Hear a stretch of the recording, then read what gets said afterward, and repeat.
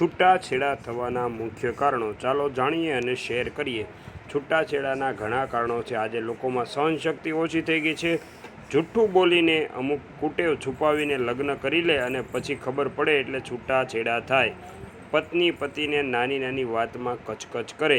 મોટાભાગના કુટુંબમાં પત્નીની હકૂમત જમાવવા માટે પતિને બોલતો બંધ કરી દેવા માટે પ્રયાસ થાય છે અને ઘર ભાંગે છે। લગ્ન પછી મા બાપ દીકરીને સલાહ સૂચન દખલ અંદાજ કરે છે, તેથી છૂટાછેડા થાય છે।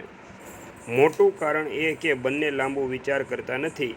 ઉણપોને સમજીને છૂટાછેડા લેવા કરતાં ખામીને દૂર કરવી જોઈએ, જેની જગ્યાએ એકબીજાના દોષોને સામે લાવીને સામે આવી જાય છે। વ્યભિચાર, વ્યસન અને ગંદી આદતો પણ છૂટાછેડા કરાવે છે। ઘણા કારણો છે: કાન ભંભેરણી, જતું નહીં કરવાની ભાવના વગેરે। ખરેખર આપણા સમાજે આ બાબતે વિચારવા જેવું છે અને પૈસો, ધન દોલત જોયા કરતાં સંસ્કાર જોઈને લગ્ન કરવા ખૂબ જરૂરી છે। જો મારી વાત સાથે સહમત હોય તો વિડીયો દરેકને શેર કરજો અને તમારી દ્રષ્ટિએ છૂટાછેડાનું મુખ્ય કારણ શું છે તે અવશ્ય કોમેન્ટમાં લખજો।